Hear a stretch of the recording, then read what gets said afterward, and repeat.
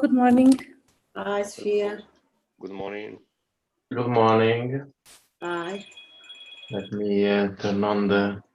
Hi, Vasco. Hi, Como estás? bem, e tu? Quantos anos? Bem, 10 ou mais. Sei lá. É preciso a pandemia para a gente se ver online. É Está tudo bem contigo? Está tudo, sim, está tudo a correr bem. Perfeito. Estou aqui por Bruxelas. Obrigada por te juntares. Vamos aqui dar mais. Let us give some few minutes because we still have, of course, many people that are still joining.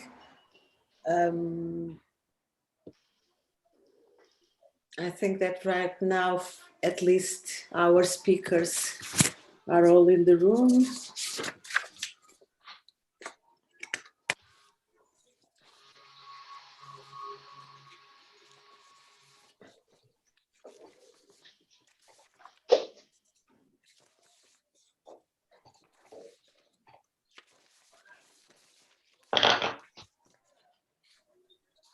Esteban, if you agree, we will start 5 minutes after 11. Is that okay for you? Perfect. So, okay, Yeah, so sure. we can allow more people to get in if they are We always running do a the little same late. thing because some people need more time to Yeah. connect. And there's always the technical adjustments and so on. So 5 minutes, I think it's fair. And we have 2 hours, so we will have plenty of time to discuss and to exchange. So I think I was checking the scheduling and we have plenty of time because we have in the end we have still lots of time and perhaps not so many questions typically, so we can manage our time with some taking it calmly. No problem.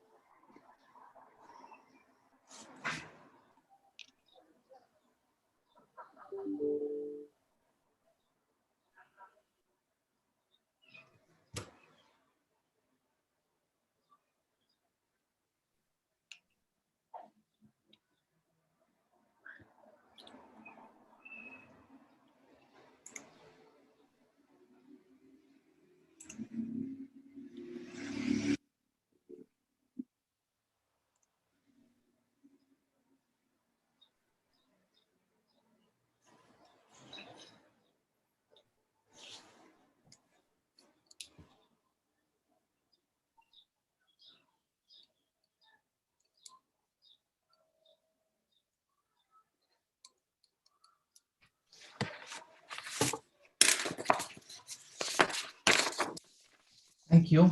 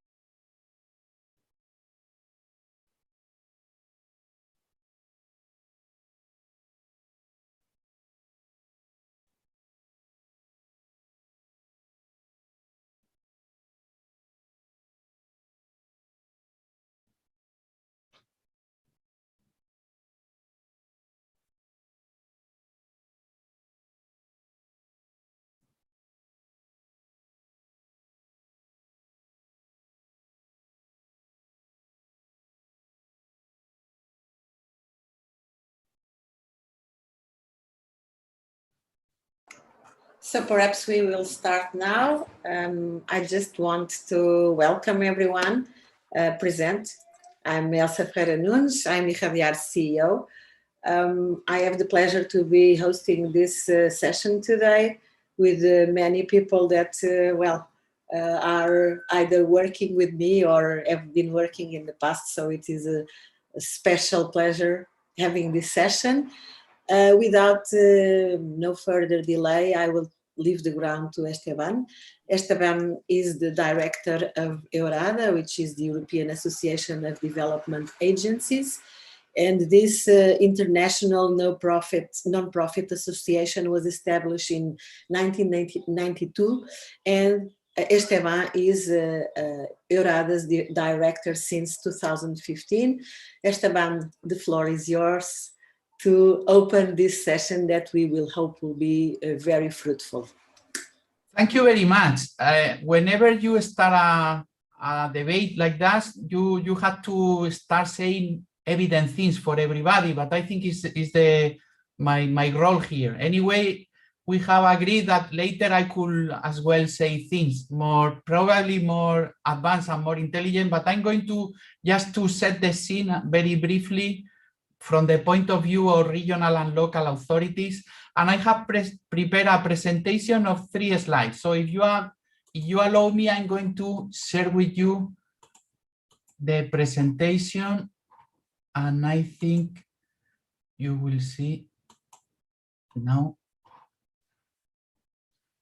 So first, I would like to thank for this initiative. I have been following the previous days, and it has a lot of merit to organize a conference like this with many days, even a concert of musicians. So thank you very much, because it's quite interesting, and I think it's recorded. So I will follow some of the things that I have missed in the other aspect. So my first thing that I'm going to say that all of you know, but I would like to say is that research and innovation are key instruments for the achievement of policy objectives. As well, it's very relevant to design policies, to have the knowledge. So some of the role that we have in Horizon Europe will have, and we have already in FP7 and in H2020, and this is part of the role that EURADA always do, is to set up policy recommendation, practical things that everybody could do that could be interesting for other practitioners. And in our case, in this cluster, is even more relevant the second aspect, that it accelerates research and innovation, that knowledge accelerate. And why I say that? The time here is very relevant, because if I may say from outside, one of the main guiding principles of this call, of this cluster, is to be the first climate neutral continent by 2050. So we have a time. It's not like we have to respect the environment. And I like this type of things, that we have practical things to achieve in a practical moment, in a certain moment. So it will accelerate the transition. And as well, we should consider, and Vasco Ferreira will come later, this is one of the main section of the Horizon Europe, with I think will have more than 13 billion of euros for the 7 years. And why is that? It's because it is aligned with one of the main policy instruments that we have in Europe for the next year, which is the Green Deal. Whenever I go outside of Europe and I speak about the future and what are the development policies, I always speak about the Green Deal. And I say that it's not only a policy to be better with the environment, but it's really a growth policy, an economic growth. We have defined that we are competitive in this field, and the future of Europe will pass through the Green Deal and with the digital transformation as a key enabler. But there are we have agreed with many other compromises, and as well with timing. For example, the Paris Agreement signed in 2015 that now is getting strength and more strength, and as well the United Nations Sustainable Development Goals. So this type of of agreements we have to fulfill, and this cluster and the technologies and the practical implementation that will be done through the project will help us to do that. And internally in Europe, we have a lot of other agreements. So we say that we need an economy that works for people. We have the strategy of biodiversity. We have the urban agenda, the set plan for the energy, the hydrogen strategy. We have the white paper of transport. We have a lot of documents and about the refurbishing and elimination of the CO2 emissions by the building use and construction. So these are things and compromise and strategies that this cluster is going to solve, and that's why it's so relevant and so important for regional authorities. And as we said, it's big, and here there are 4 things that I consider that could be relevant for us, and we should see in the future, or we should watch. This is my second slide, and is where, because it's where we should take the objective and the vision. The first idea, or the first role that local and regional authorities could play is as a enabler or main ruler of ecosystem. There are some topics or some calls accordingly with the draft that has been circulated about support the establishment of research and innovation ecosystem. For example, there is one in batteries that speaks about future skills, the implementation of disruptive innovation, and the technology exploitation. At the end, local and regional authorities are the ones who are facilitating this ecosystem, are the main workers, and we ensure that the output of this project will continue after the lifetime of the project. So this is a role that we could play. Another role that we could play is the co-found partnerships.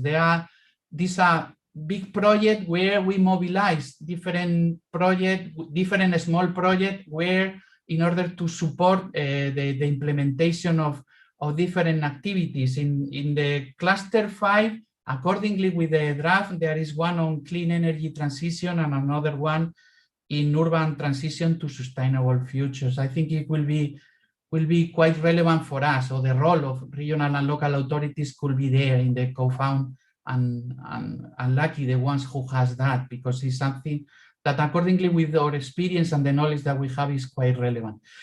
We have another mission to have 100 climate neutral cities. So this is something where local authorities should play a role. And I see as well the impact of those topics related to the impact on transport, the impact of transport on environment and health, because not all the transport could be electrified, and we need to use some fuel, and there is as well many demonstration projects in the field of transport that could be very relevant. My third slide is sometimes is to animate and to those of you who have not taken part in European projects, to tell you that you have a role, and we have 7 years, but the sooner you start is the better. So the Horizon Europe, and this is something that we hope that will continue, it will be very helpful to integrate different actors, because at the end we have to and to combine all the stakeholders in order to ensure an impact.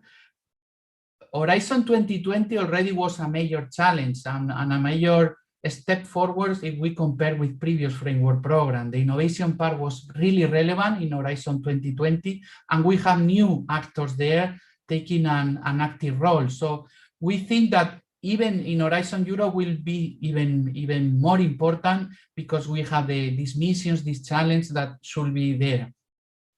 And your role of local and regional authorities should be in the search of synergies. We are always trying to combine different opportunities, not only the mainstream of your activities, but as well different funds coming from national or even European, the European Regional Development Fund, the European Social Fund, LIFE.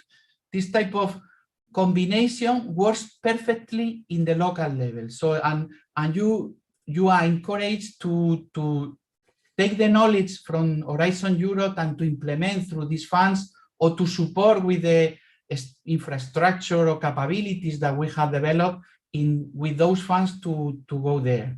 And because this event is organized in the framework of the Portuguese president, I think that Portugal, and I would like to say, I am Spanish from Spanish origin, we have an excellent moment in our countries in this moment, because we are half cohesion countries and half competitive countries. I would like to mean we are in the middle. We still receive cohesion fund to co-finance and to develop capabilities, but already we have enough capabilities to compete effectively with the highest excellent competitor that at the end is the one who deal and who has the project here. So I think Portugal is in an excellent moment to take the most and to get the most of Horizon Europe. Another idea that I would like to say is that if you have not a previous experience on participating in this project, look for support. So in your country, there is a network called National Contact Point, and they will guide you and they will help you to identify the most suitable calls and to help you how to better participate. And as well, connect yourself with the ones who know and who has experience and have already taken part in this type of things. Network like our network or other network are very useful to meet people, and this event as well is quite relevant. That's why I like this structure of short statement, because you are going to know other people that you don't know, but there are other initiatives. There are brokerage, there are partner services, the Enterprise Europe Network, where you could find partners, because at the end, this is the main thing now, or the main message that I would like to say here. It's all about partnership and knowledge. It's not about getting funds. It's really to cooperate with others in order to do something useful for our territories and together. So try to be active and connect with others.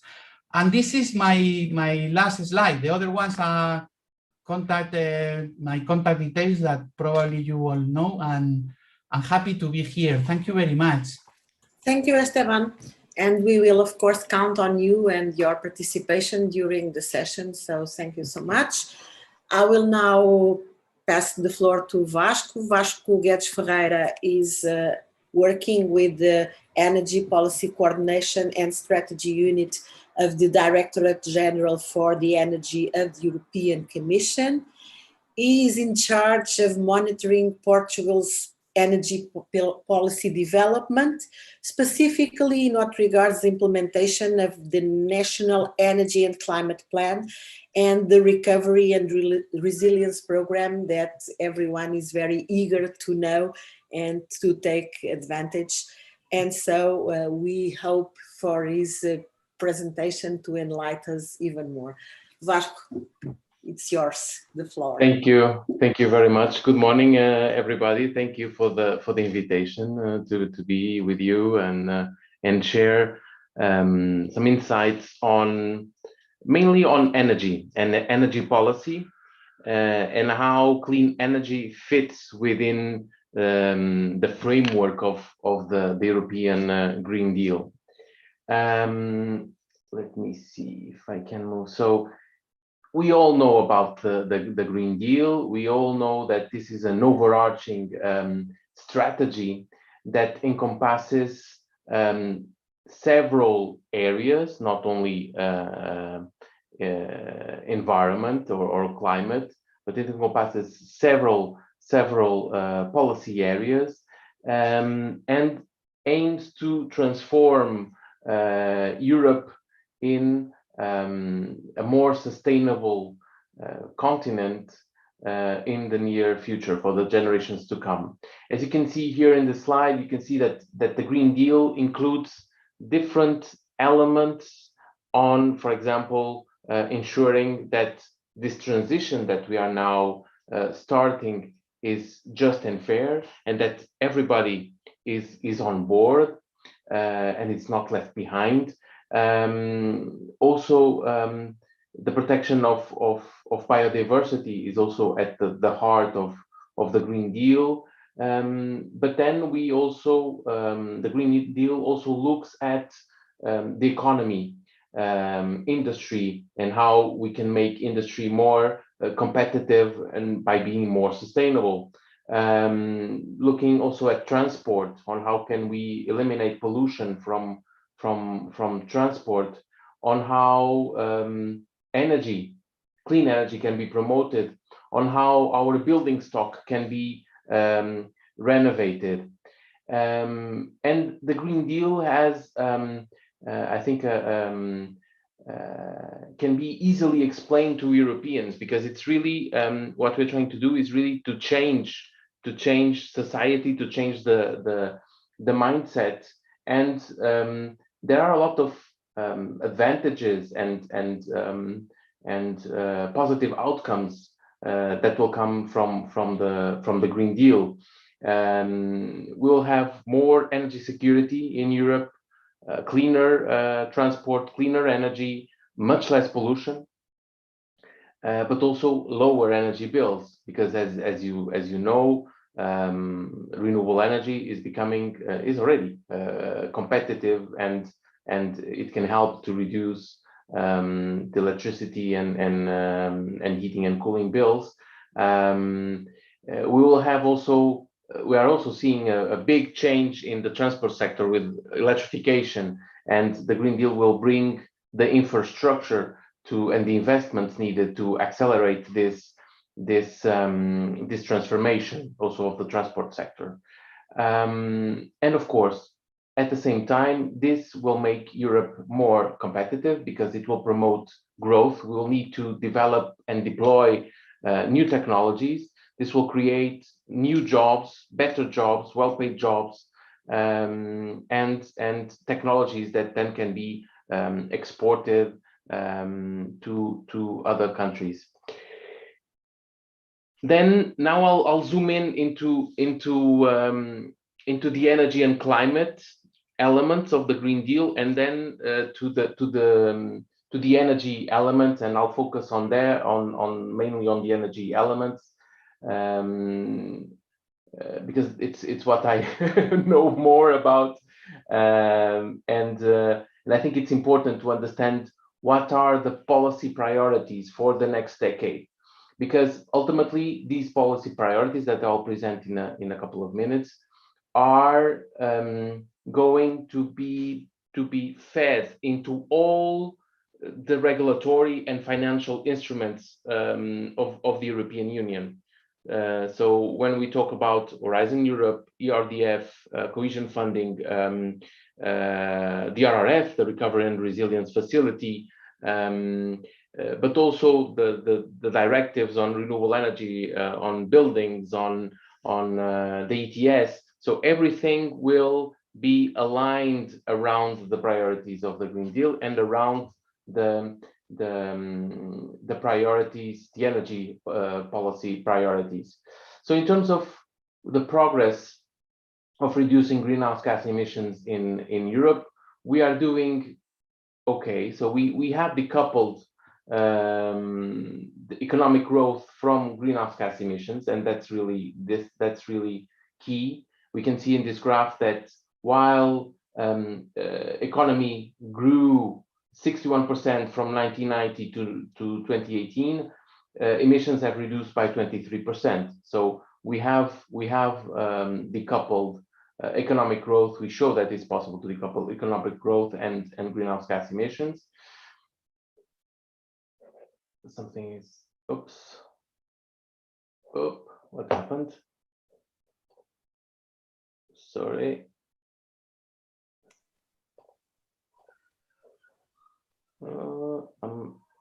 Something happened here. Screen is paused. We have the slide number 6 on the screen, Vasco. Okay, let me see. Okay, no problem.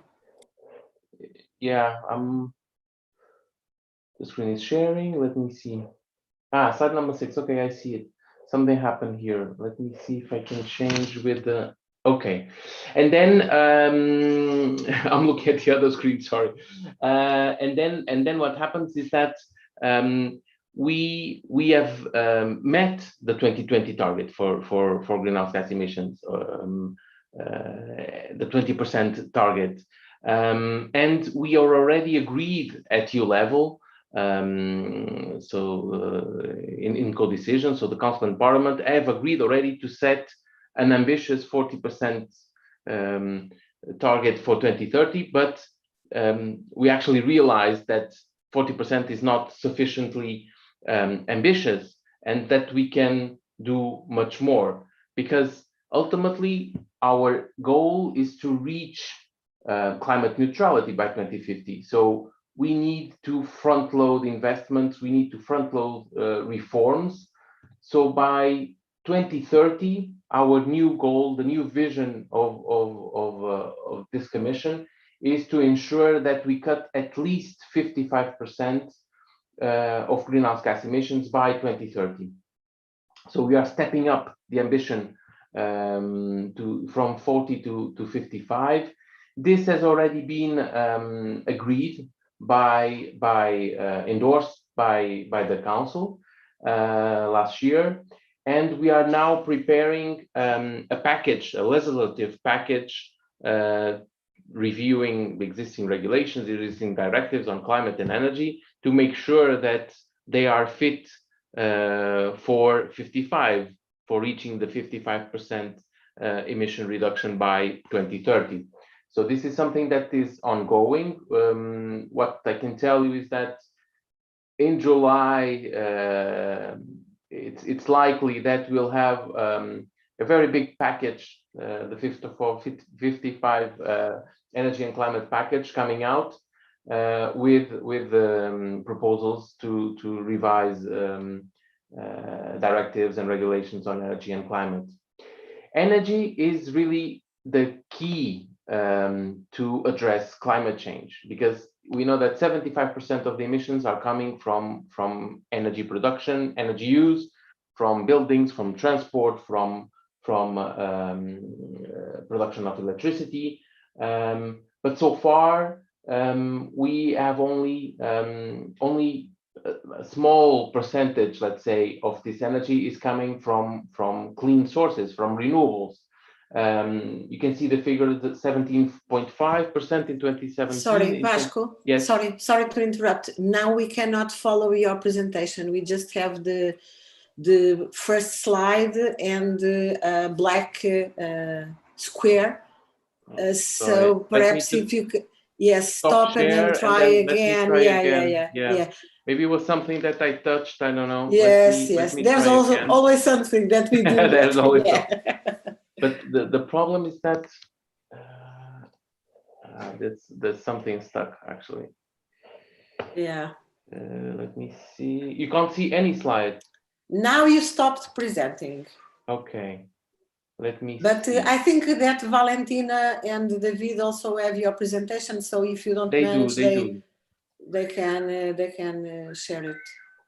But you can try, and then Let me see if I can. I have to maximize, and then let me try again. Okay, of course. Can you see it now? Again, the same, the first slide, and with the black square. Yes, now I have a black square in the screen, but nevertheless we can see it. So if you can put it in full screen, perhaps we will make it. Okay, and now? Yes. Okay, good. Good to go. Thank you. Thanks. And sorry for this. And this slide is really to show the path that we have made until now, and what we need to still reduce in terms of greenhouse gas emissions in the coming years. So until 2020, we have probably reduced more than 20% from 1990. Until 2030, the goal will be 55% at least. For 2040, we're still deciding what will be, but for 2050, this is the ultimate goal, is really to ensure that Europe is the first climate neutral continent. So we want to have net zero greenhouse gas emissions. And for this, as I mentioned, energy is really key. And so I want to zoom in and show you what we in DG Energy are focusing on in terms of policies, in terms of promoting investments and reforms. And we are organizing our policy work around these four key objectives. So it's the renovation wave, so the renovation of buildings, it's renewable energy, energy system integration, and hydrogen. These are the core principles of the EU energy policy in the coming years. So I'm going to show you just some bit of information for each one of these. So in terms of the renovation wave, we know that the building stock in Europe is old, it needs to be renovated.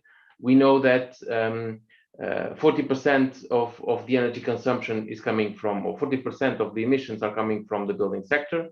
So this is a key area of intervention. So the building sector is a key area of intervention.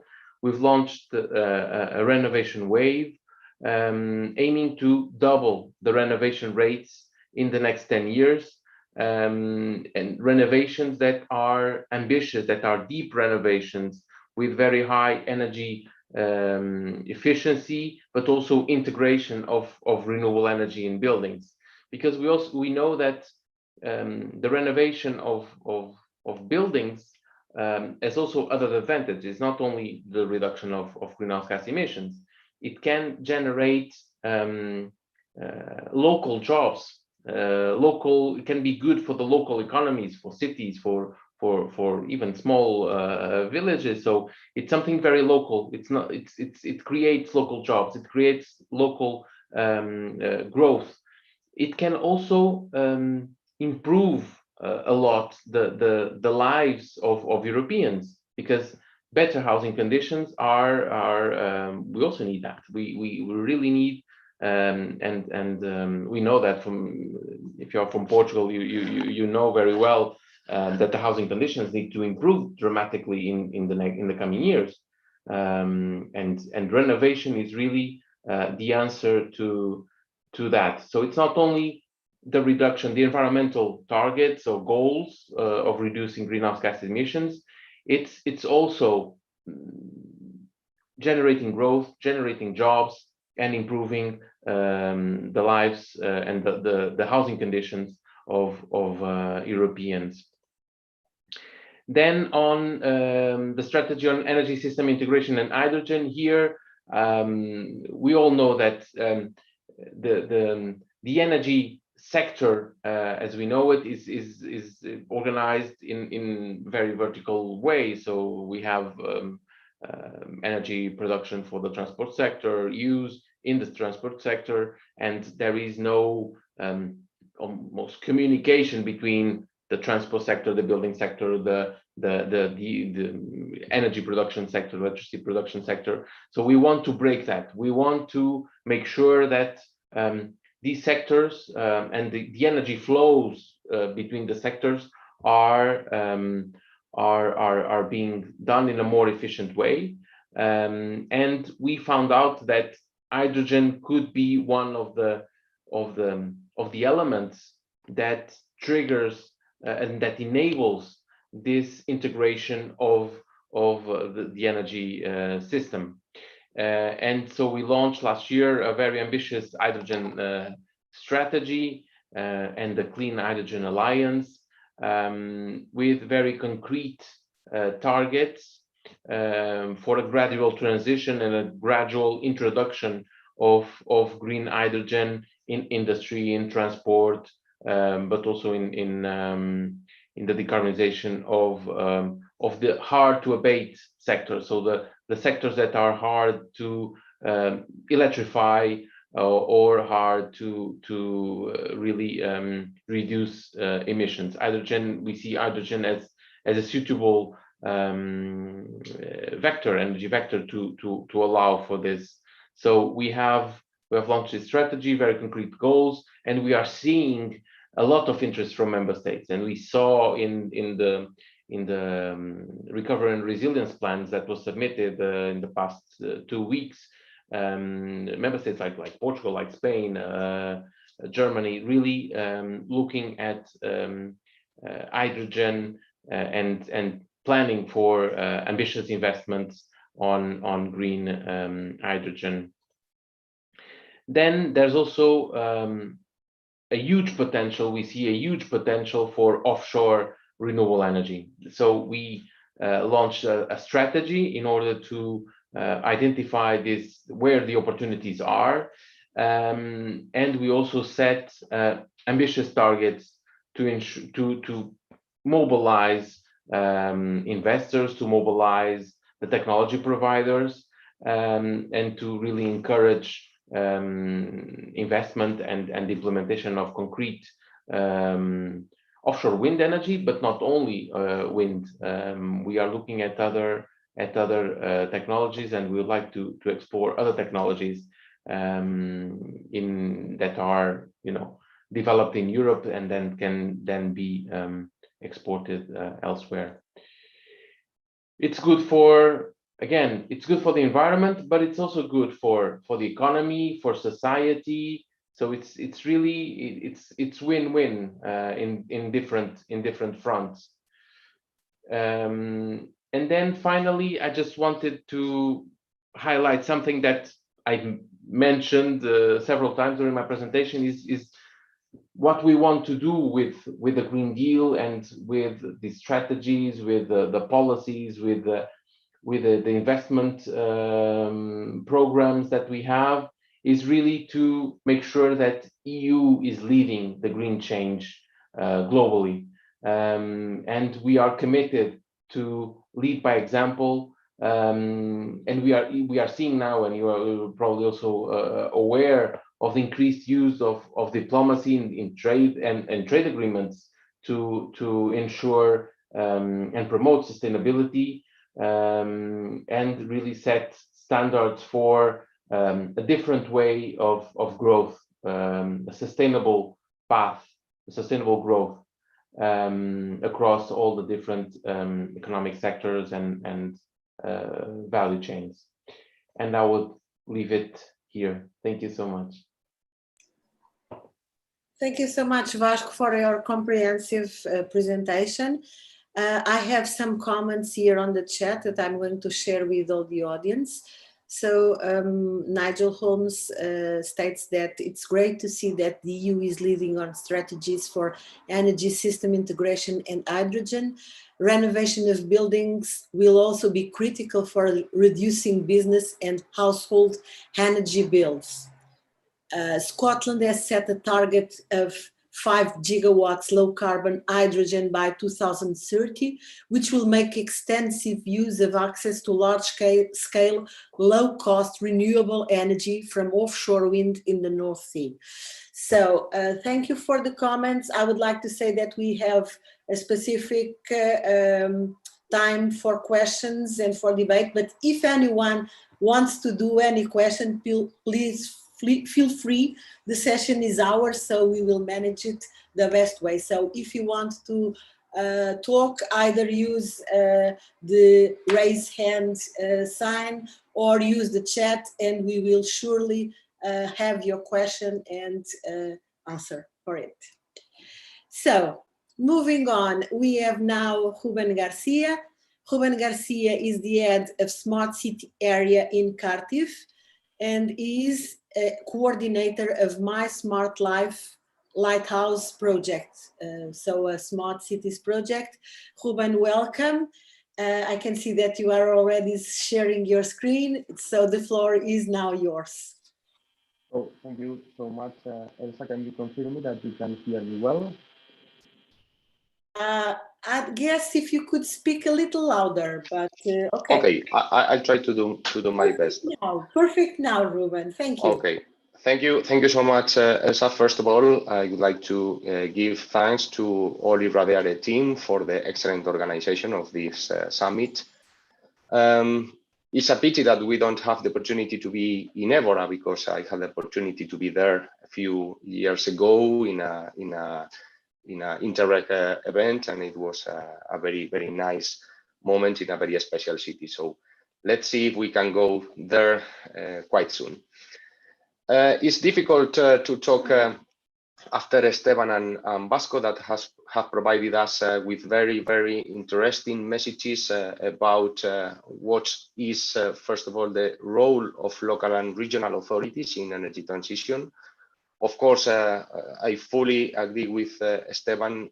They are crucial actors in all in the implementation of all the policies that the European Commission is stating, as Vasco has provided a very good messages with these pillars for the next decade. And I would just include another actor in the game, that is the people. Of course, at this moment, citizens are a new actor that we all know that are in the game. We need to count on with them, and local and regional authorities are exactly those that are closer to them. And I think that in this case, there is another role that we have to consider in all this game. No? Complementing the presentation that Elsa has provided, I'm Ruben Garcia. I'm from Cardiff, a medium research institution in Spain. We are coordinating, I'm coordinating a lighthouse project that is called My Smart Life. I'm going to talk a little bit about it.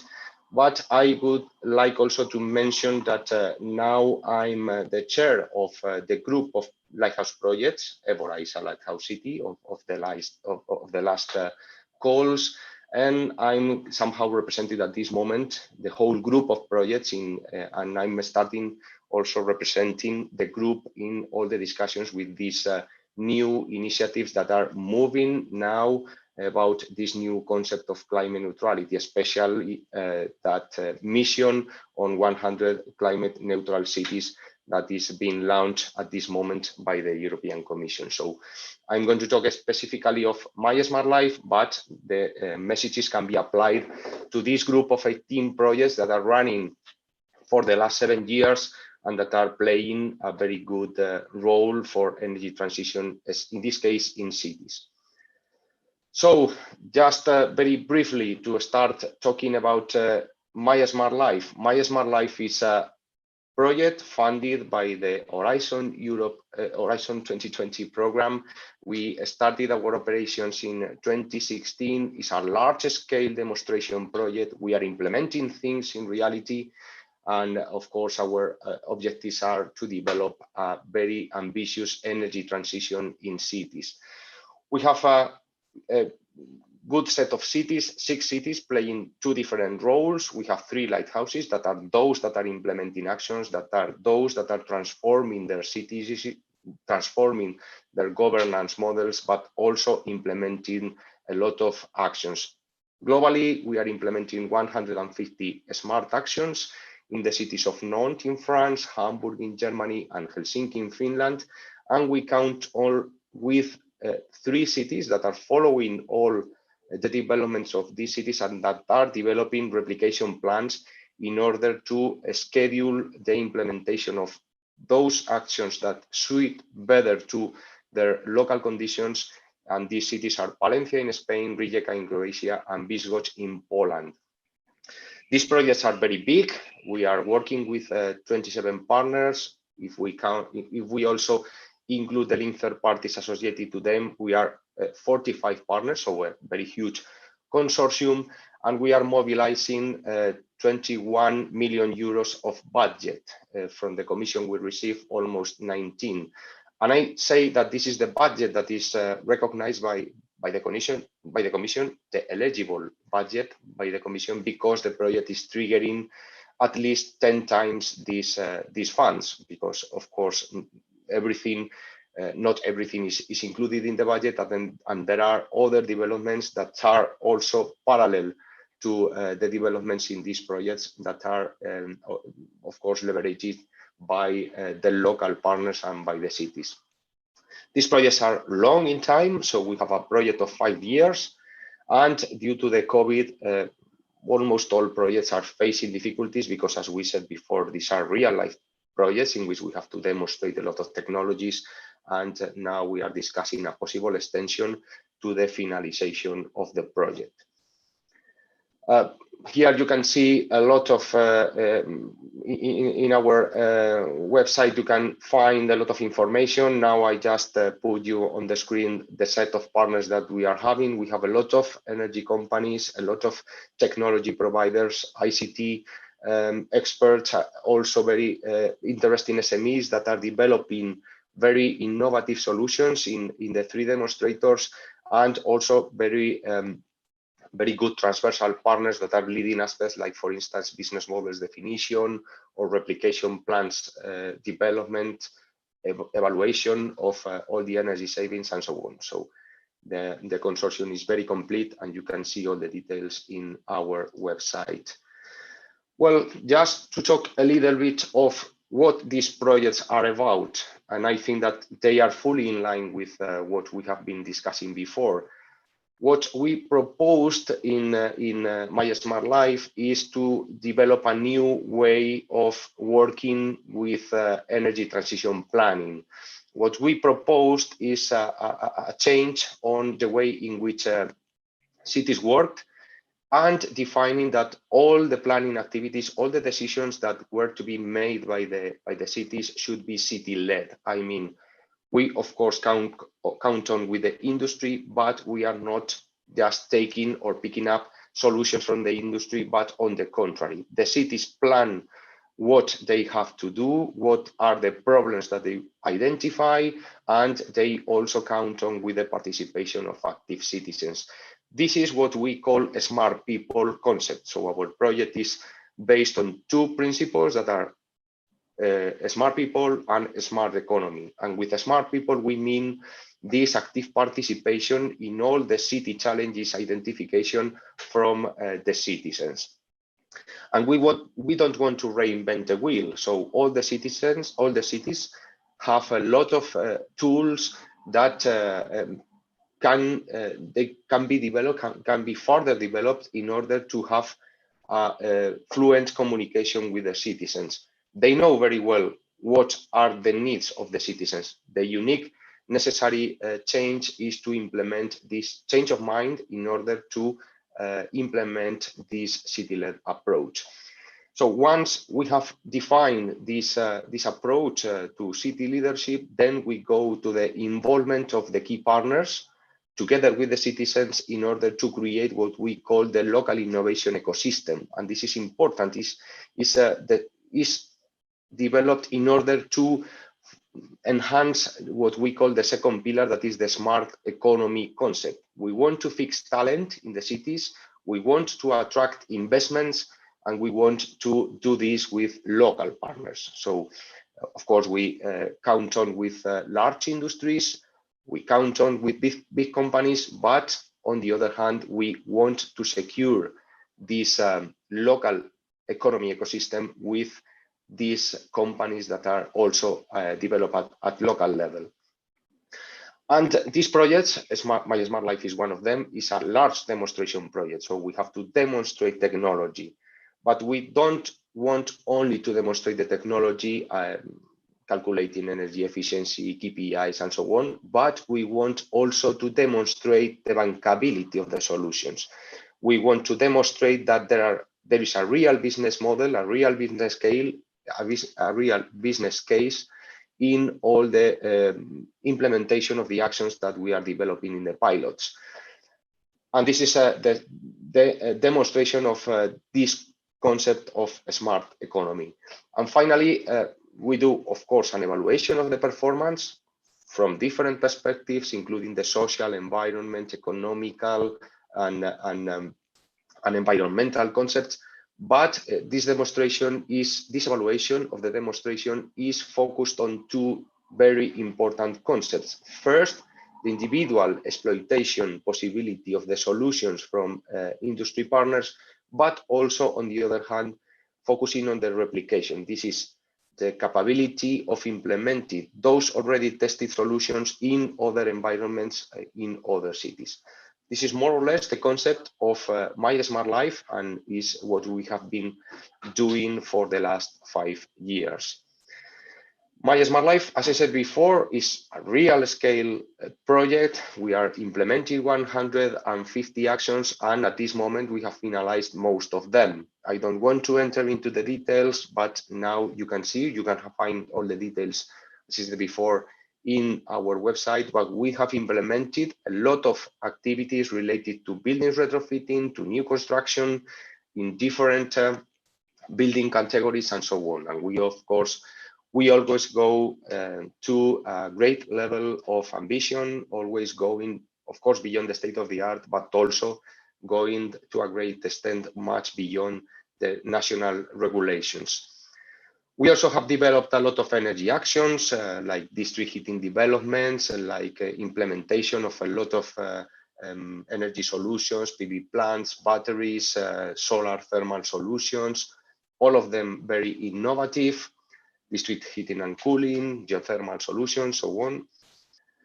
We have developed also a lot of smart controllers, efficient lighting, charging stations, a lot of changing in the infrastructure for public charging station for electrical cars in the cities. And finally, we have also developed a lot of electric vehicles, including individual cars, including public fleet, electrical buses. Even we have done 2 pilots on autonomous electrical buses that are operating in real traffic.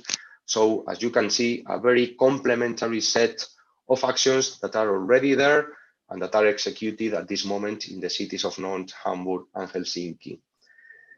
Before finalizing, just a very brief summary of all of them. You can see them implemented in real life. The citizens are benefiting from these interventions. And as I said before, you have all the details in our website. So what is the future? Absolutely in line with what you have been mentioning before. Now we are at the specific moment, the finalization of our projects. We are finalizing, we are developing the final evaluation. We only need to finalize a few actions that were delayed due to the COVID. We are focusing on how to replicate our solution. We think that our results are a perfect example of what can be implemented in cities towards climate neutrality. We are opening now the door to explain and to showcase all our results to the different audiences in order to demonstrate that the Lighthouse movement has provided a lot of results in this 7 years program with an investment from the European Commission of more than 400 million euros for these 18 projects, and that these solutions can be applied and can be used by other cities to reach this very ambitious objective of having Europe as the first continent to be climate neutral in 2050. And specifically with this objective of the mission to create 100 climate neutral cities in 2030. So we are fully prepared to showcase all these results and to provide a better future. So this is all from my side. And as I said before, you can see all the details of the project in our website. Thank you. Thank you so much, Ruben, for your presentation. It's really very interesting, and it's particularly gratifying to see how Smart Cities project really change the landscape of cities and how they can really impact the quality of life of people, because that is all it is about. Not only about reducing, not only about achieving neutrality, but really touching people's lives. And this is really, really interesting. Thank you so much for this. You're welcome. I hope you can stay until the debate and discussion. And I will now leave the ground to my colleague Sofia Martins, that is here with us. Sofia is a sustainability manager in our company, in Irradiar. She is specifically interested in climate change and circular economy. She is an environmental engineer, and in what regards her work and her responsibilities in Irradiar, she's mainly doing project management. So she works a lot with the projects, and today I think she will bring some information on this, and specifically on one of the projects she's dealing with. So Sofia, the ground is yours. Go ahead. Thank you so much for this opportunity, and it's going to be a challenge since the previous presentation was very interesting, so I hope to do my best. So thank you for this opportunity, and as Elsa said, I'm going to focus on a specific project. Now, this project is more focused on climate and adaptation to climate change. And it's an example of the commitment of local authorities to this challenge that we are facing now. Also, it's a project with a direct relation to Covenant of Mayors, since one of the objectives is that the local authorities commit with the Covenant of Mayors, and I have 2 slides of introduction to it. So Covenant of Mayors is the world's largest movement for local climate and energy action.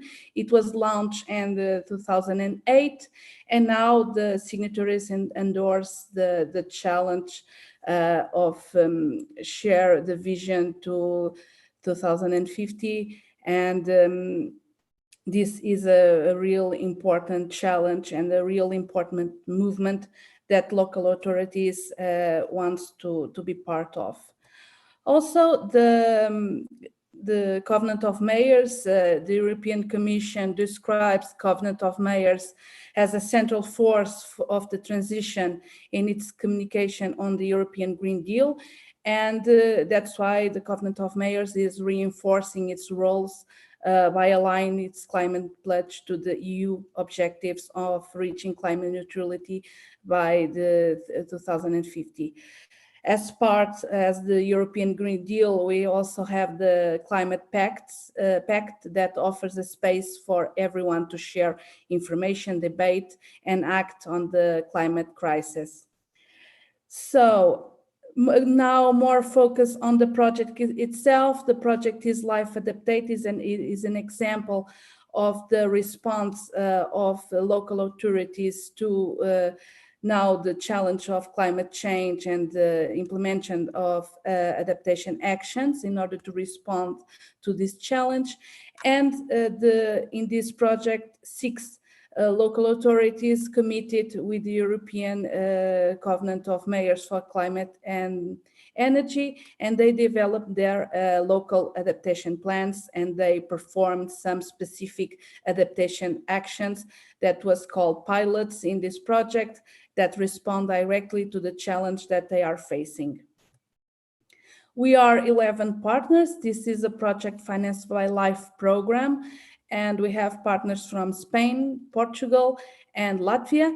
And from Portugal, we, Irradiar, are one of the partners, together with 2 municipalities that implemented some specific actions.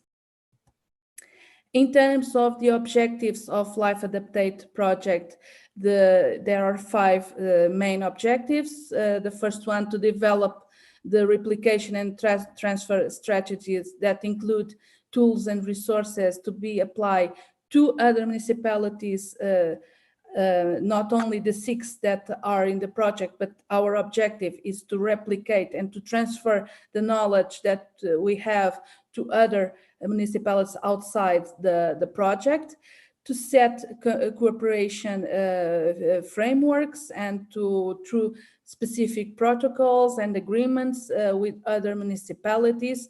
We are implementing the strategy in 9 other municipalities, 3 in each country, so that we can share our expertise on the development of the SECAPs and the development of specific pilot action. Also, another objective is to give the direct support for the SECAP implementation through the replication actions that we are now ending and in conclusion. Also, we want to build up the skills and capacities of the municipality technicians and managers so they can support after the project ending, the replication and management systems in other areas, and to cooperate with the public administration at the regional, national, and also European level to support the integration of the SECAPs at all levels that we need. Also, in this project, we have developed some pilots, and in here some examples of it. We have some, this pilot is focused on adaptation actions, and we have in here some examples from Spain and from Portugal. In Portugal, in Mértola, we have the implementation of shadows areas. In here, we can see the model of it, and then in Spain, we already can see the real implementation. In Alfangadafe, we implement a new lake, and also in Spain we implement some specific shadow areas regarding transports. In terms of results, despite the fact that we want to continue to work in this project, is under conclusion this year, but we want, and is one of the objectives, to continue with the work, and so to have more opportunities to continue the work that we begin in this project. As a result of the specific project, we have 6 sustainable energy and climate adaptation plans developed in the 6 municipalities involved in the project. We have already some planning and training actions that already have been developed in the municipalities. We already have some very interesting indicators regarding the increase of the flood resistance. We have a 150% increasement in areas under sustainable forest management. We already have in terms of transfer of knowledge and the support to other municipalities, 18 municipalities that are being included in the Covenant of Mayors for Climate and Energy. And we have increasements of the inhabitants covered by climate change adaptation measures and covered by the implementation of the pilot section that promote the reduction of extreme heat impact in the 6 municipalities that we perform the project. Also, in the project, we developed a Life Adaptate Observatory, and this observatory mainly wants to monitor all the work that are being developed, not only in the development of the action plans, but also in the development of the specific measures that are identified in the plans. So the objective is to monitor all the actions that are being performed by the municipalities and the other municipalities also that now are developing their SECAPs. And I invite you to check our project site. It's lifeadaptate.eu. And if you need more information, you have in here my email, so feel free to contact us, and we are totally available for all the information and to new partnerships and to develop some work together. So thank you so much for this opportunity for presenting this project. Thank you, Sophia. For me, it's always a pleasure to hear about this and other projects that, like the previous presentation, mean a lot in not only in what is their main objective, but what are the main outcomes, let us say. Now we have a presentation that has been recorded. This presentation is delivered by Ricardo Beirão. Ricardo Beirão is director of a very special environment and energy agency in Portugal, which is called Médio Tejo 21. This energy and environment agency is working in a very proactive way, covering many of the main aspects that are related and that are contributing to our ambitious goal, our ambitious European goal, namely because of the work that this agency is supporting in what regards hydrogen. So I am now asking my colleagues to pass on the video, and I would like to thank Ricardo Beirão for this contribution. He is one of the persons that perhaps besides my other colleagues in Irradiar that I work in a day-to-day basis, and so I'm pretty thankful for this contribution. Just to tell you that Ricardo Beirão is, as I said, the director of the agency. He holds a degree in electrical engineering from Instituto Superior de Engenharia from Coimbra. So, David, if you want, you can put on the video, please. Thank you. A Médio Tejo 21, Agência Regional de Energia e Ambiente do Médio Tejo e Pinhal Interior Sul, é uma associação que desempenha a sua atividade num território composto por 15 municípios, que se estende por uma área de mais de 4.200 km², com uma população superior a 245 mil habitantes. Entre entidades públicas e privadas, contamos com 28 associados e temos como principal missão o desenvolvimento de projetos, concretizados por nós ou em parceria com outras entidades, a procura de financiamentos e a captação de investimentos para ações que tornem a nossa região mais eficiente energeticamente e mais sustentável do ponto de vista ambiental. Na vertente da energia, tendo em conta o presente e o futuro, a nossa aposta é no hidrogénio. Neste particular, temos 2 projetos que queremos e iremos consolidar na região. Ambos irão estabelecer uma cadeia de valor do hidrogénio, desde a produção ao consumo, sendo este repartido entre a injeção na rede de gás natural, a mobilidade e o fornecimento à indústria.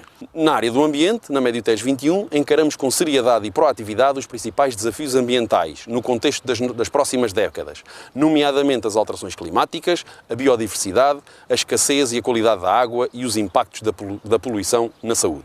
No que respeita às alterações climáticas, a agência esteve envolvida no desenvolvimento do Plano Intermunicipal de Adaptação às Alterações Climáticas, onde, com a Comunidade Intermunicipal do Médio Tejo, foi definido um conjunto de ações cujo objetivo é promover a adaptação e mitigação nesta área. Quanto à perda da biodiversidade, é uma preocupação que várias espécies de plantas e animais, importantes para a purificação da água e também para a regulação do clima, por exemplo, estejam a desaparecer a um ritmo cada vez mais acelerado. Nesta vertente, prevê-se que nos próximos anos reforcemos as ações de sensibilização e informação com o objetivo de capacitar a população para a necessidade de minimizar os riscos. Também a seca, sendo um fenómeno climático natural e recorrente em Portugal, é uma preocupação nossa. A redução temporária de precipitação associada ao consumo excessivo da água reforçam a necessidade de promover o consumo eficiente da mesma. Neste âmbito, temos vindo a desenvolver esforços no sentido de preparar o território e as suas populações para um consumo eficiente, promovendo projetos que visam a monitorização dos consumos e o uso racional da água. Médio Tejo 21 pretende, de uma forma geral, contribuir para o desenvolvimento sustentável da sua área de abrangência, consciente do impacto que essa ação tem sobre a qualidade da vida das populações. Um ambiente limpo é essencial para a saúde e para o bem-estar das pessoas.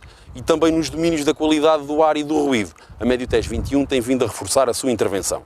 No próximo dia 29 de maio, Dia Mundial da Energia, a Médio Tejo 21 comemora 12 anos de existência. Ambicionamos outros tantos, uma vez que há tanto para fazer na descarbonização do país, na melhoria da sustentabilidade energética e ambiental. Com isto sabemos que vamos melhorar a qualidade de vida das nossas populações e estamos disponíveis para trabalhar em conjunto com quem nos queira acompanhar.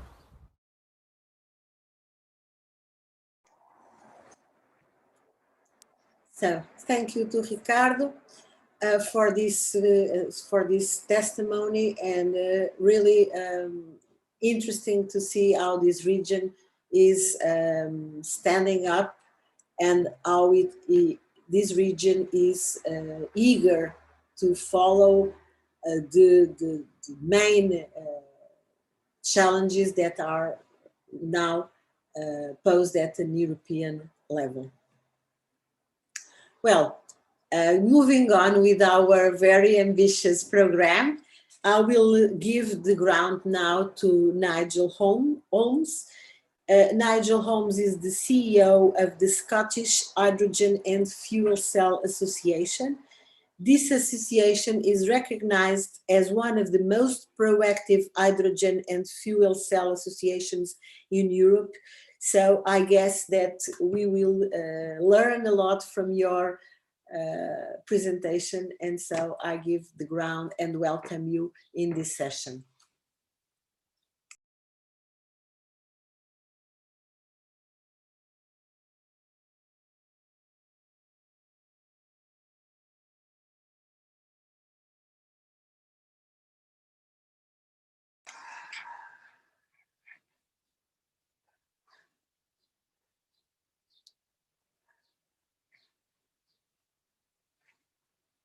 We cannot hear you yet, Nigel. Can you hear me now? Oh yes, perfectly, thank you. I did this in the wrong order. I should have unmuted before going full screen. No problem. My apologies. Right, so can you hear me and see my full screen now? Yes, we can Excellent, hear you excellent. and we can see you perfectly. Excellent. So good morning, and I'm delighted to be here to give you an update on the work that's been going on in Scotland with the Big Hit project, and some of the lessons from this project which have been shared across Europe. So a very quick introduction to what's been going on in Scotland. There's been a massive increase in the amount of renewable electricity in Scotland, which is now almost 100% renewable. And hydrogen is now recognised as being the key to the clean energy transition. As we've heard earlier, a lot of work on this is already in the European energy strategy. But the area that I'd like to share with you today is about how the work in Scotland with the Big Hit project can show the local use of energy on a much more effective level, and how some of these local projects can actually start to scale up and be used in other locations. So Orkney Islands, very north of Scotland, but the learning and the lessons and experience from Big Hit have been applied to much larger projects in Ireland, for example, Mallorca with the Green Highland project, but also in the North Netherlands with Heaven, which is a very large project scaling up to a hydrogen valley. And if we look at the Orkney Islands, the progress in the Orkney Islands has been very much around Orkney being a leading location for renewables. Renewables are generating over 100% of Orkney's electricity and have done for 7 or 8 years. But the challenge is actually getting that electricity onto the grid and making good use of that electricity. So many occasions when there is lots of wind, the wind turbines are turned off. And this is not just happening in Orkney. This is a challenge around Europe with energy systems as you increase the amount of variable renewable energy going onto the system.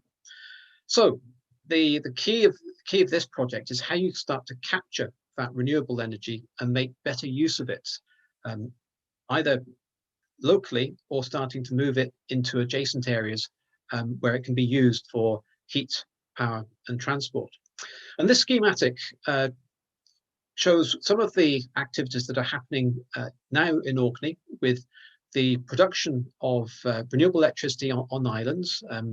In the very top of the picture is the island of Ely that has tidal turbines, it has wind, And that was actually one of the first locations where hydrogen was being produced from renewable energy to overcome some of the grid constraints.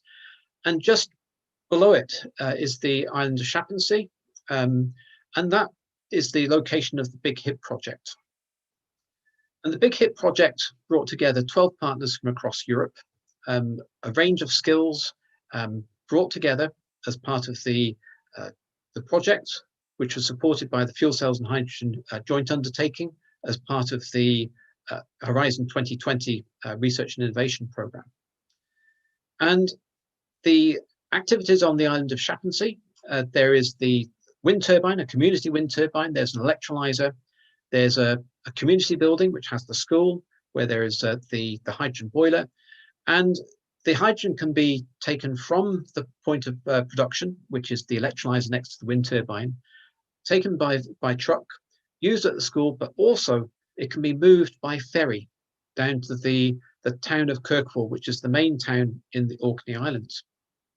And what you see here is the picture in the harbour at Kirkwall.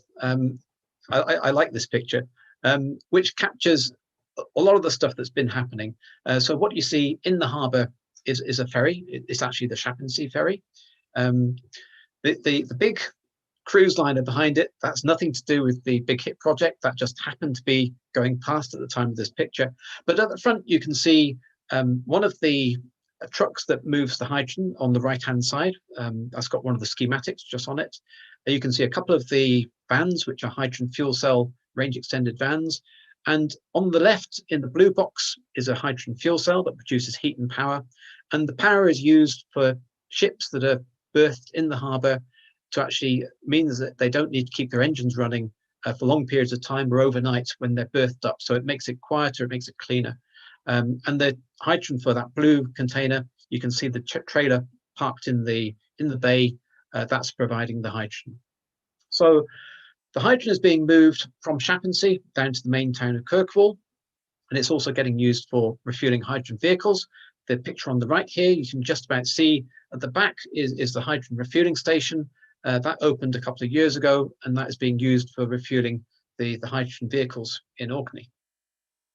And a lot of the work that's been going on with the Big Hit project has been about learning by doing, the hydrogen production from community renewables, how that's done effectively, how we move the hydrogen around, and some of the regulations that we need to consider when we're moving hydrogen by ferry. We had to do a lot of training and make sure we complied with those regulations, and also lessons around how we deploy the hydrogen vehicles in local authority fleets.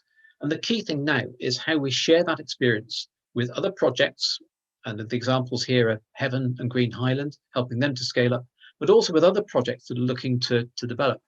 So Heaven is in the North Netherlands. It's a much larger project than Big Hit, but some of the principles are the same. It's about building up the production of the green hydrogen, the clean hydrogen, building up the infrastructure to move it around, building up the demand that makes the business case viable. So the North Netherlands, as I mentioned, a much larger project. Schematic here gives you a sense of the scale. This is a full regional project, very much linking into industry, very much part of the North Netherlands plan for energy transition and economic growth, and would be worth looking at as an opportunity for many regions around Europe to develop their similar projects. And Green Highland on the island of Majorca, again looking at how you capture renewable energy. In this case, Orkney is very, very wet and windy, great for wind turbines, electrolysis. Majorca, a lot more sunshine, so this is more about solar panels, solar PV, but again, moving that energy, not by trucks, but actually by pipeline from the point of location of the electrolyzer down to the main city of Palma in Majorca. So same principles, different scales, sometimes slightly differences in the technologies being used. So what happens next? Well, this is where it's not just about talking about mobility in terms of hydrogen vans or vehicles. The opportunities are to actually start to look at hydrogen for decarbonising of marine, and some of the work has started already in Orkney. The ferry on the left, the Schaffensee ferry, has been actually fitted with an engine that can run on a mixture of diesel and hydrogen. There's another project, a Horizon 2020 project, the High Seas 3 project, which is about building a full hydrogen fuel cell ferry. And exciting is the use of hydrogen for aviation. And this may seem a bit far-fetched, but actually the picture in the top of the schematics is actually of a 6-seater plane. It was meant to be coming to Orkney last year. We couldn't get it there because of COVID, but the trials have been carried out. It's a hydrogen fuel cell electric plane. And the plan is to now develop a twin-engined hydrogen fuel cell electric plane, which could be used in Orkney instead of some of the planes they use at the moment. And the pictures on the right, that's one that people like a lot. When we talk about Orkney, we talk about the possibility of decarbonising whiskey, decarbonising distilleries. And the distillery here is actually making gin, and they've called it hydrogen. They're not making it yet, but within a couple of years, we expect to see that coming through. So this is very much about how we share experience, how we take some of the lessons learned and make that work for other locations. If this has been of interest, please do get in touch. The contact details are contact through the Big Hit website. And just to leave you some of the final pictures and the messages around what's going on in Orkney. This shows where you make it, how you move it, and some of the applications for hydrogen and fuel cells in Orkney. And in going forward, some of the lessons will be shared through the Hydrogen Territories platform. Again, the web site address just here. And there is an opportunity for anybody to join in with running webinars on a regular basis. The next webinar is on the 12th of June. And anybody who would like to join, just get in touch through the Hydrogen Territories platform. Thank you very much for listening, and I'll hand it back. Thank you, Nigel. Very interesting examples of real life hydrogen projects. In Portugal, we are really making a big effort to stay also in the front of hydrogen application. And so it is really very interesting to see how this is working. Thank you for this presentation. And I will now pass the floor to Beatriz Garcia. Beatriz Garcia is working in GETAF Iniciativas Local Development Agency. She has been working there for the last 18 years. And currently she's the head of the European project area, and she's participating in the coordination of the Urban Innovative Action Energy Poverty Intelligence Unit as a project manager. So Beatriz, the ground is yours. Welcome to this session. Good morning. Thank you for the invitation. I'm trying to share my screen. Just a second.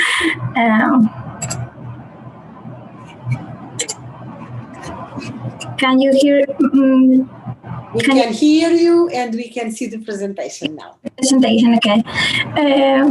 Well, first of all, thank you for the invitation to this roundtable.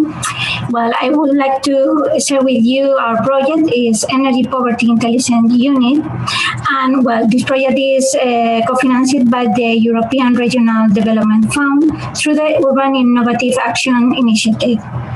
So, well, first of all, what is an urban innovative action? Well, the main objective of UIA is to provide urban areas across Europe with resources to test how new and unproven solutions work in practice and how they respond to the complexity of life. So, well, the core of any urban innovative action is obviously innovation. Surrounding this, UIA are expected to produce good quality results, which must be measurable through key performance indicators. In addition, the results should be easily transferable to other places all over Europe. And finally, citizens should be involved potentially in any aspects of the process.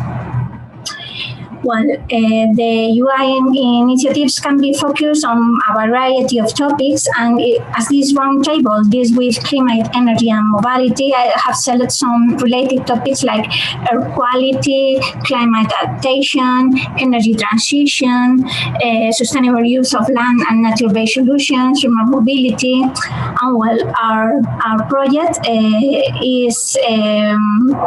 belongs to the urban poverty topic. The project has a budget of more than €6 million, and the 80% is co-financed by the ERDF. The project leader is the main urban authority, in this case the Getafe City Council, and Getafe is a mid-sized city located in the south of Madrid region, close to Madrid city. Our partners are, first, the housing municipality company, that is Empresa Municipal del Suelo de la Vivienda de Getafe, and also we come with the Carlos III University of Madrid with 3 departments related to computer science, electrical engineering, and sociology.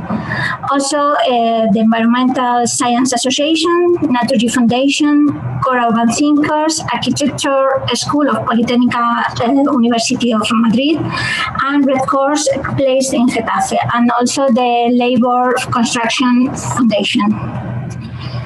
Well, the main goal, and Getafe develops this pilot project energy poverty intelligence unit to identify and fight the hidden energy poverty. And I have highlighted hidden because energy poverty has to be discovered. Indeed, a part of this project deals with identifying energy poverty situations, and here's why. First of all, there is no clear common definition on energy poverty. Other reason is that energy poverty is a multifaceted concept, and it has to do with incomes, energy consumption, energy efficiency, and so on. There are no statistics about the number of people in energy poverty situation. And finally, there is a reluctance to self-recognize as a poor, energy poor person. So innovation lies in the change in poverty attention. So beyond monetary poverty, we want to go from reaction to prevention using data. And this is the EPIU score. I'm not going to explain how we achieve the project goal by briefly describing the core work packages. The first one is about developing energy poverty intelligence unit that, is a system which is a data analytics system that collects information on energy consumption, income, and other factors determining energy poverty. And the system includes a predictive model that will cluster energy poverty vulnerable groups by social, demographic, and physical characteristics at 3 scales. There are home, buildings, and neighborhoods. Predictive models enable preventive attention in response to detect cases of energy poverty. The second one is about setting up a transversal service for energy poverty attention. Will address the cases detected by the model. Service will be delivered by a cross-disciplinary work team composed of several areas of main urban authority, and depending on the characteristics of the clusters identified by the model, specific workflows will be designed to dictate the steps and the procedures to follow in order to approach the vulnerable homes. And the third one is once that we potentially have the vulnerable home have been identified, the housing company, the municipal housing company, will assess the implementation of tailor-made solutions and the compensatory engagement actions. So tailor-made solutions will be developed both for heat and for cold energy poverty at the 3 scales of a section of energy poverty affected homes, buildings, and also neighborhoods. To sum up, the main project milestones are to test a new intelligent detection system, to launch a transversal unit for energy poverty attention and to develop tailor-made solutions for selection of affected beneficiaries. And well, here you have our webs and contact, and thank you very much for your attention.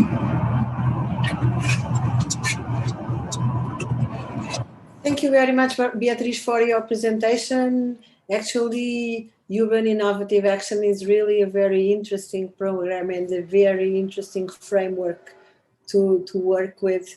And I hope that in the near future, we will be able to have again programs similar to this one, because they really change, they enable change in our cities. So now we are going to have, I think, our final presentation. And so I invite Anastasia Tomadaki. I hope I didn't make a mess about your name, because it's not very good when people say our name in a very funny way. But okay, I hope you can forgive me. You find it in your heart to forgive me. Well, Anastasia is working with the municipality of Rétimno. She works as a transport planner and also as a European project coordinator.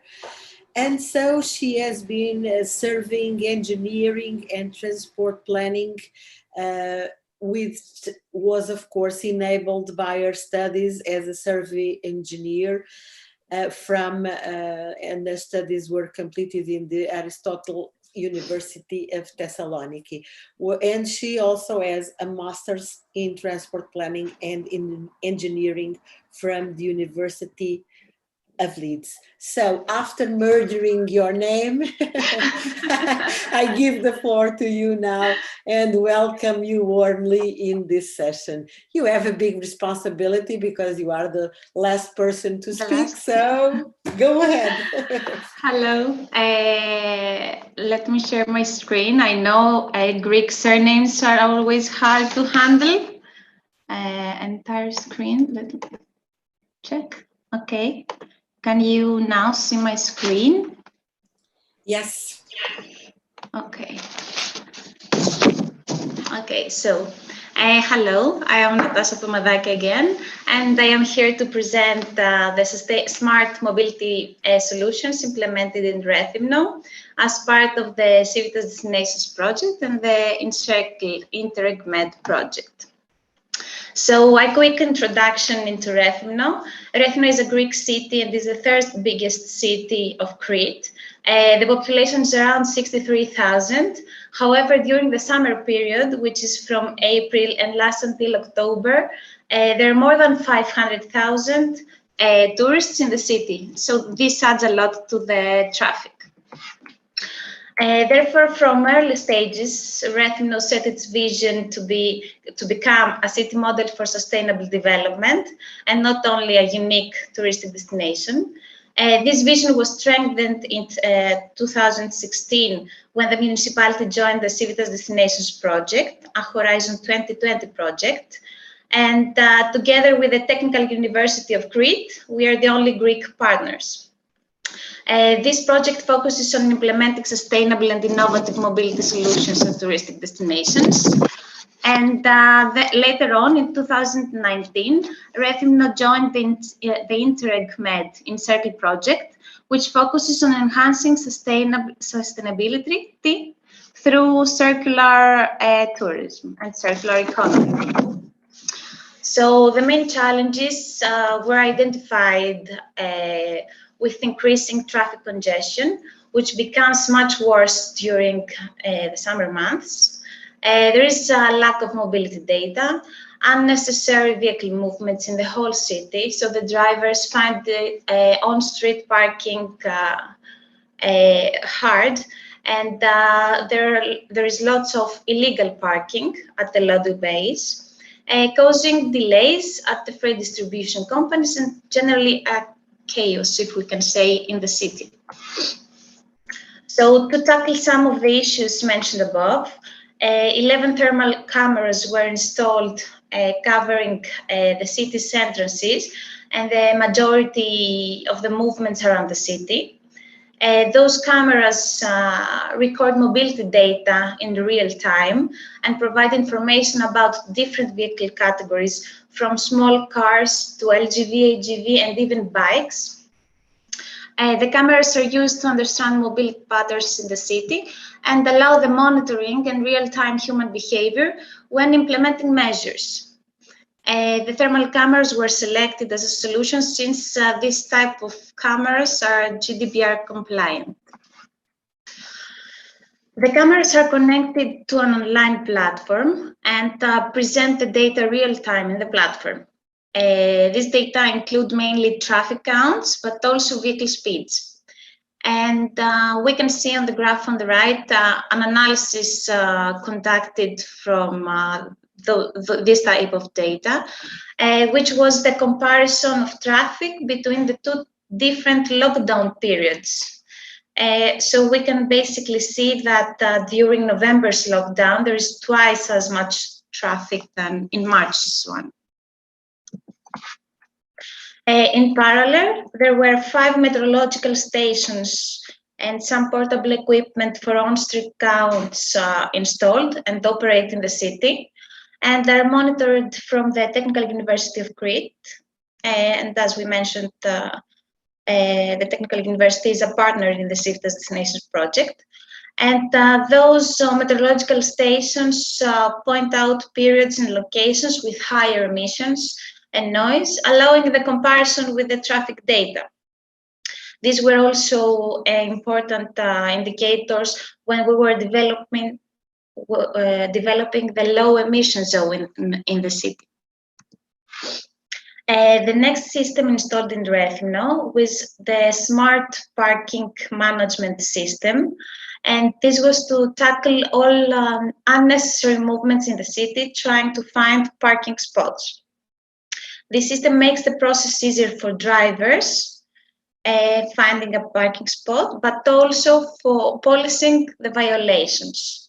Therefore, there were 593 sensors installed to cover on-street parking at the restricted parking zone.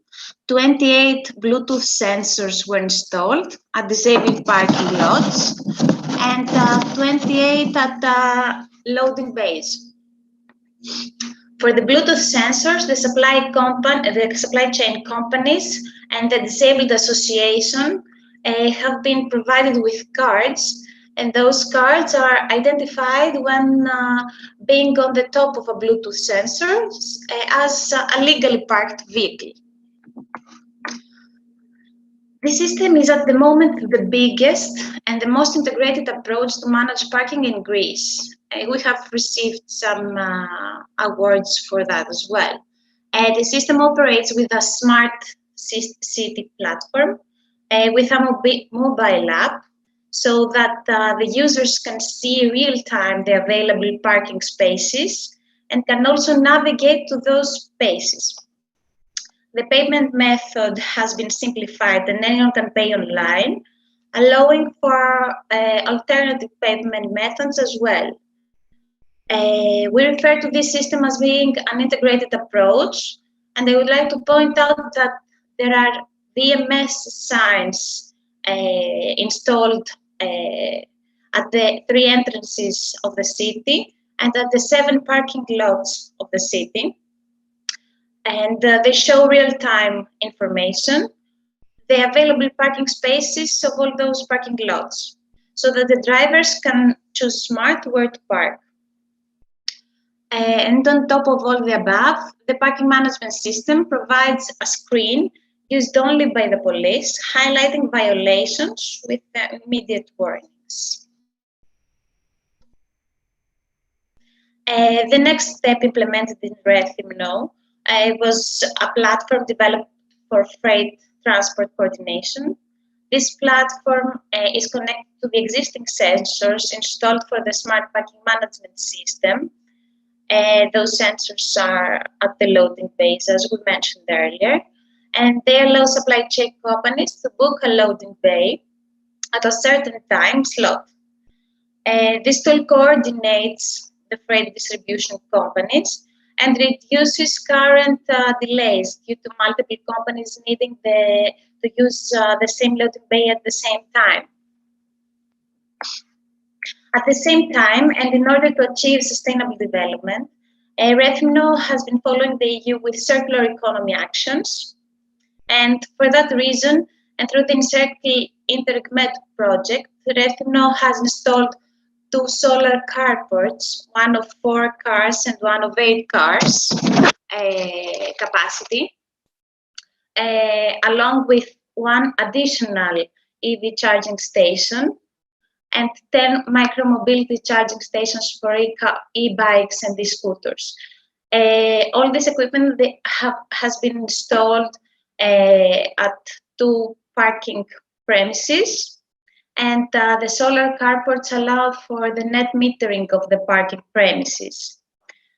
So in numbers, the installed power is approximately 30 kilowatt peak, producing around 45,000 kilowatt hour per year, allowing for an e-car, let's say, to cover approximately 225,000 kilometers. So this is from me. Here are some relevant links of both of the projects. That's it. Well, thanks a lot, Natasha, for your presentation. I think that all of us in this table are fully aware of how important mobility is in the context of the European challenges for 2050. So it was quite interesting to hear about your experience in this specific area. I will now give the floor to my dear co-host, Esteban. He's going to present us with some final remarks, and he will also launch the debate. Sorry, I started to speak without the microphone. Yes, now it's better. If you allow me, I would like to start trying to identify all together what are the main opportunities in the future Horizon Europe and what are our priorities. And I was listening to you carefully, and I see 2 elements in the presentation that I already have from my background, and probably this could be the starting of the debate, if I am right or maybe I am wrong. The first thing is hydrogen. Hydrogen, I think, is going to be a key element for the future of less CO2 emissions, and as well store energy and to use the energy whenever the electricity cannot be plugged. So it's a key element, and I like very much the presentation from Nigel Holmes, but because he didn't only speak about Scotland but other places, and as well we have presentation from other people. And the other topic that I think is challenging is the societal impact, how we engage citizens. And Ruben said a very interesting presentation, but as well we have the poverty issues, and now with Crete, with the municipality of Crete, with the sensors, in order to change the behavior, how the people park the car or how they use the different vehicles, and as well if they move less or move more, and what are the impact. So I see, and this is for the debate, this is my opinion, the most developed regions, as far as I see, and the project will come from hydrogen sites, and as well for the citizen engagement, which are 2 things that are not so well covered and need deployment and solutions in order to improve that. Okay, thank you, Esteban, for your comments. I don't know if, for instance, Nigel wants to say something about hydrogen. Oh, well, thank you, Elsa. I could say lots about hydrogen, but firstly, I'd just like to thank Esteban for his kind remarks. And absolutely, hydrogen will be a key part of how we decarbonize the energy system. But you would probably expect me to say that. That's the area I work in. I think what's for me much more interesting is to start to see some of the activities that are being undertaken by some of the electricity networks and the electricity renewable generating companies. Because I think what is becoming much clearer is that if we're going to be able to move, or first of all, capture energy from variable renewables, and to not have wind turbines switched off, or not to make use of solar when it's very sunny, we have to be able to capture that energy and to move it from where we make it, which is often in remote locations. So Orkney is great. There are lots of wind, lots of water, but it's a long way from Central Europe. And there was a fascinating study came out last year. I think it was the Wuppertal Institute, which showed a picture of Europe in different colors. And there were areas of green where there was lots of renewable energy, and more renewable energy than they could actually use. They would have a surplus. And there was other parts of Europe where there was a deficit. So Southwest Europe around Spain and Portugal was a surplus because of the solar. Northern Europe, Scotland, Norway, Sweden, was again in surplus because of wind and renewable resources. But in the middle of Europe, for example, Netherlands and Germany, it showed that potentially there was a deficit of renewable energy. And I think one of the challenges is how we start to move the energy from where it will be made in the future to where it's needed in the future, renewable energy. And it's not just about moving it in location. Sometimes we need to move it in time. So, the comments around the need for building renovations, and energy efficiency are absolutely correct. In Scotland, the weather's not that warm. We need the renovations to make sure that the homes need less energy to heat. In Central Europe, it may be that in the summer you need to make sure you've got the sufficient cooling. But my point is that when we need the energy isn't always when the renewables are going to be producing. So again, we need to think about this challenge of moving from a fossil energy-based system, which had storage in heaps of coal, tanks of oil, petrol tanks, diesel tanks in vehicles, to a system where does the energy come from? When is it made?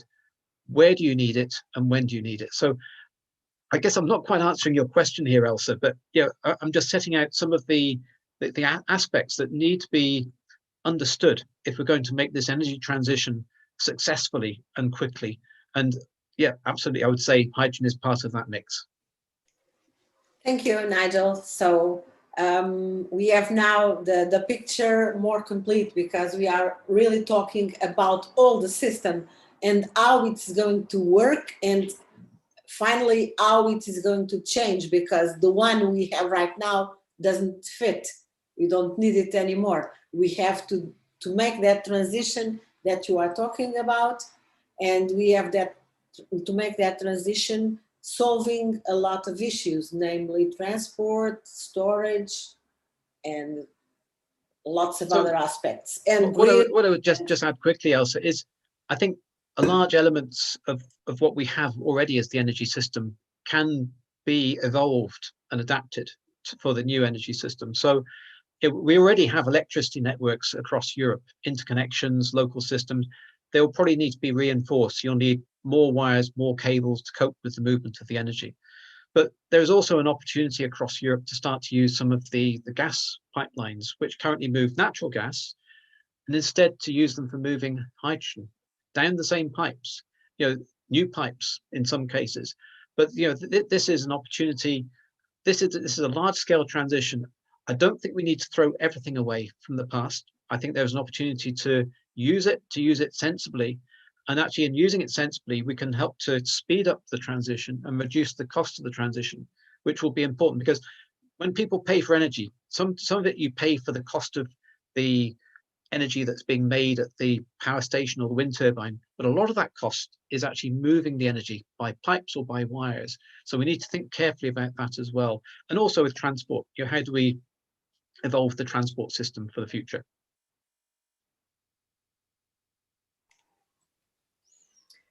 Do we have more comments? I wouldn't like to be just monopolizing the discussion, but nevertheless, and so sorry for this, I would like to also to pick up something that Esteban was commenting that is related to the social impact, because really it's like a second or a third or a fourth or fifth revolution where we put the people in the center. So we are not changing the energy system or the way we spend energy or the way we do whatever just because of the bills or just because of whatever. We are doing it for the people.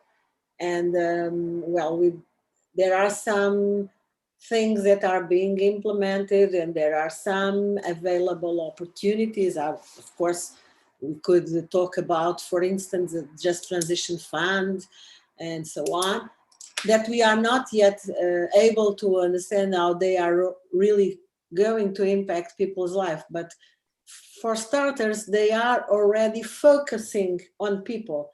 And this is a major change, perhaps one of the major changes from the last years.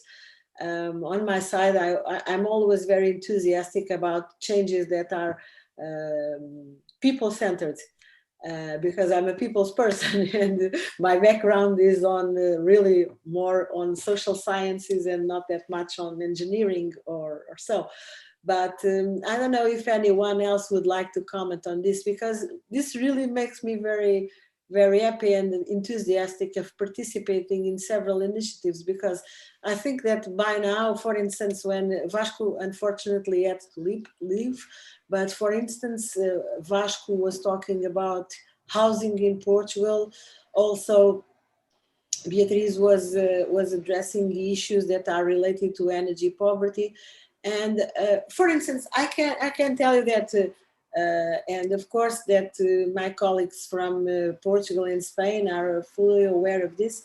Portugal is a country that has a very good climate. We don't have that cold and we don't have, we have high temperatures, but if you know, houses in Portugal are not suited for the climate.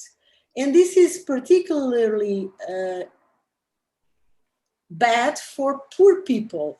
Social housing, for instance, people really face cold in the winter and they get very hot in the summer. And this is not living with quality. So all the movements, all the programs, all the initiatives that put people in the center of the problem, let us say, but problem, of course, because we are looking for the solution, they are really doing a great job. So energy poverty is really an issue. Refurbishing housing is really an issue, and not only for economic reasons, mainly because of people. And this, for me, is really, really the cherry on the top of the cake. Maybe I can add something to the discussion. What we are experiencing in our projects and in all the developments that we are doing is that we can differentiate about two different types of citizens at this moment. There is a clear change for a lot of empowered users, is what we can name as empowered users, that are very conscious and very aware about what they need and what they demand. So if you go to a promotion of new buildings or something like that, there are users that demand, okay, I want my house automated. I want it to be very efficient, energy efficient. I want to have a lot of solutions based on renewables. This is a clear change of paradigm, because we never take care about these things a few years ago. And now this is a change that is already there.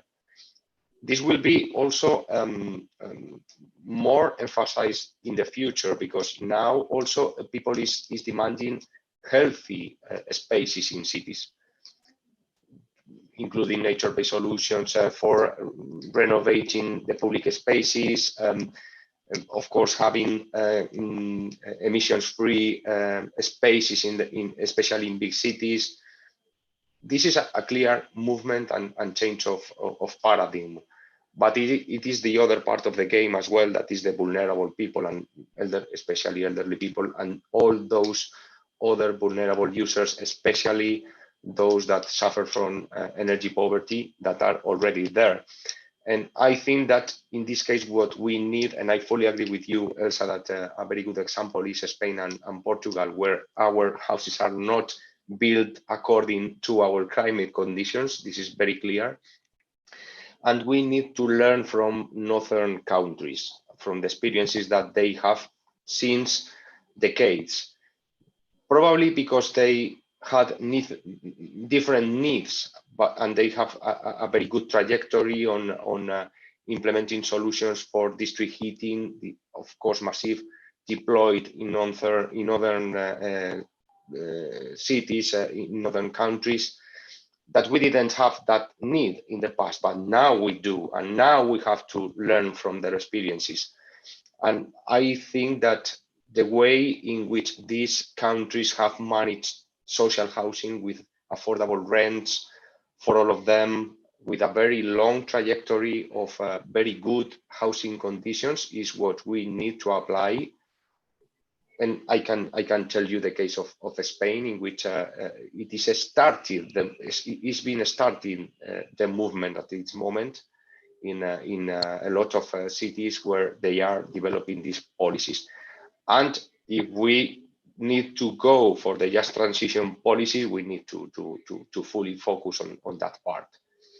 Just as a final remark, the 100 climate and neutral cities has adopted a motto that is that climate neutral cities should be made by and for the citizens. So all these policies must be made by and for the citizens. Thank you, Ruben, for your comments. I would like to say that engaging citizens is not easy. So we speak, and from the point of view of the administration, the developing agencies, you have a clear idea when you have an impact, but trying to design policies for citizens is quite complex. So that I see a lot of room for the experience. And thank you very much for the presentation that Beatriz or Ruben has done, because it's quite relevant for us in order to learn how to bring the society in our policies, even in those things that are energy poverty or energy consumption that affect to all of us. So everybody has an opinion, but engaging them is quite challenging from the point of view of local and regional administration.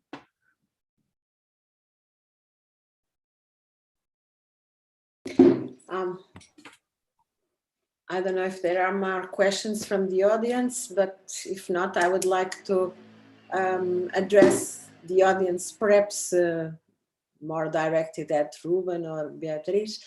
A question or somehow a concern: how do you see this transition from the paradigm only of smart cities for smart cities and communities, meaning that we somehow envisage the possibility of having the same type of solutions that we formerly had for medium-sized or big cities, and also to have them in rural areas, in small communities, in low-density areas.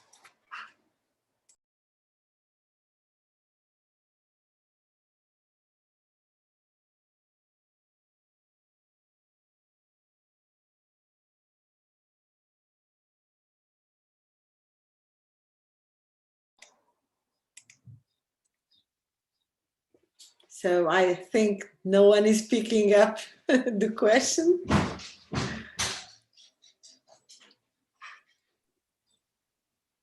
Also, if it's relevant, I can add some comments about the previous discussion on involving citizens in some of the changes. And a lot of the work that's been carried out in Orkney is on a what you'd call a local energy system. You know, you produce the energy locally, you try and use it locally. But what we found is that to actually get people to be involved in the project can make a massive difference to how easily, you know, people will start to accept, you know, different ways of either heating their homes or traveling. And I think this is actually a much wider challenge, you know, for making this energy transition. You know, so far, certainly in Scotland, there's been massive progress with decarbonising electricity, but that hasn't needed the consumer to make any change. You know, the electricity coming down the wires has changed, but there's been very little need to have behavioural change for that to happen. But when it comes to transport and when it comes to heat, there will be a need to change people's vehicles, you know, from petrol, diesel to electric or hydrogen, or indeed to work with you know, truck companies to move trucks from being diesel to hydrogen trucks. And I think this change is potentially much more challenging, and also the changes around, you know, heating. And the topic, you know, I think Esteban mentioned some of the challenges around, you know, fuel poverty. And I think it's fair to say the further north you go in Europe, the more challenging this becomes because of the need for heating. And in Scotland, about 1/4 of households are in what is technically defined as fuel poverty, where they spend more than 10% of their household income on heating. And there's also a good number in extreme poverty, fuel poverty, where they spend more than 1/4 of their household income on heat or energy. So there's two things we need to absolutely make sure we do. One is make the households, you know, more energy efficient, and that was touched on by Ruben. And in Scotland, actually, you know, the social housing is probably of a better quality than some of the private housing, which is just as well. So we need the building efficiency, but we also need to make sure that the cost of the energy is brought down as well. And this is where we see, certainly in Scotland, a role for electrification, but also a role for hydrogen for heating. And this is a project, this is an activity that is being actively developed in Scotland. And a lot of this could start to use locally produced energy from wind turbines, but with the storage to make sure that in the very cold weather, you've always got the energy you need to rely on. Because sometimes what happens in the winter, very inconvenient, you get great sunny days, lots of sunshine, very cold at night, and sometimes very cold in the day, but no wind. So we need to think very carefully again about this seasonal nature of energy demand and seasonal nature of energy supply. Okay, thank you, Nigel. I can see there are no more comments. So I don't know if you, Esteban, have any additional comment. Otherwise, we will close this session.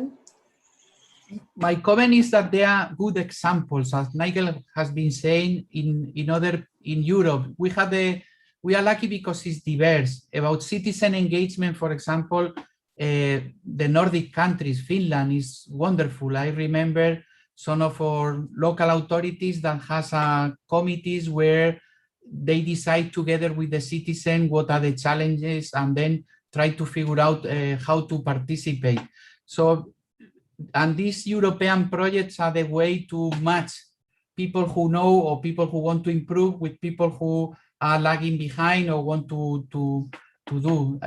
I told you during my presentation that it's not about the money, but it's mostly about to whom we work. And I think we are lucky. We are lucky to have this type of programs to share and to participate and to be better in the future. Thank you, Esteban. I couldn't agree more. Really like this project that we are now using as a framework for this initiative that is Aurora. We have now Horizon Europe as a big challenge. And so I think that we can all hopefully continue working and cooperating in the future. because it's not really only about the money, it's about the possibility of developing further, working further towards what our main objectives are, and that are related, of course, to a better and more sustainable society in all the aspects. So I would like to thank you all. Of course, a specific and special thank you for people that were delivering presentations, and overall to all that dedicated their morning to being here discussing. I hope to have the possibility of continue this dialogue with you within this framework of European cooperation. And after this, hope that you have a very nice lunch and that you continue with us in the summit until its closure. Thank you so much for you all, and take care. Thank you. Take care. Thank you. Bye. Thank you. Bye-bye. Thank you very much.